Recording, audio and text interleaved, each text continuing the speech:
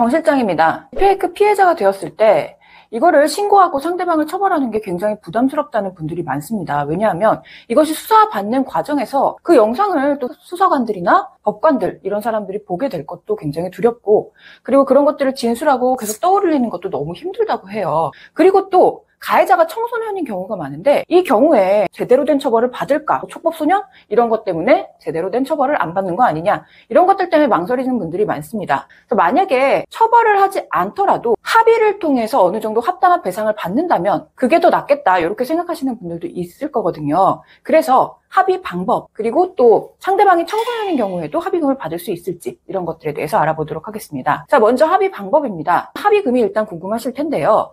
디페이크 영상을 유포했다, 여기까지 가게 되면 손해배상 소송에서 1,000만 원 이상이 인정된 경우가 많습니다. 근데 이 형사 합의라고 하는 것은 보통의 손해배상 금액보다 좀 더 높은 금액을 가지고 합의를 하게 돼요. 왜냐하면 너의 형사처벌을 내가 피하도록 해준다라고 하는 거래 조건이 하나 더 달리기 때문에 손해배상 금액보다도 조금 더 높은 금액에 합의를 할 수가 있는 겁니다. 그리고 또 이미 처벌을 받은 가해자가 손해배상 소송에서 판결이 나도 나 돈 없다 이렇게 뻗팅기는 경우가 많지만, 합의 같은 경우에는 이 합의를 제대로 못하면 내가 지금 당장 처벌받게 생겼잖아요. 그렇기 때문에 신속하게 피해를 회복하는 경우가 많습니다. 그래서 합의가 유리한 경우가 많은데, 합의를 할 때 상대방이 그 금액 너무 크다 라면서 제대로 응하지 않는 경우가 있을 수 있죠. 이런 경우에 만약에 합의를 안 했을 때 너가 받을 수 있는 처벌들, 판례 이런 것들을 제시하고, 또 내가 굳이 합의금을 안 받더라도 너한테 손해배상을 청구하면 이 정도는 받을 수 있다, 또 판례를 제시해야겠죠. 이런 협상 능력이 필요한 겁니다. 그래서 변호사의 조력을 받으면 협상이 원만하게 이루어질 가능성이 크겠죠. 그런데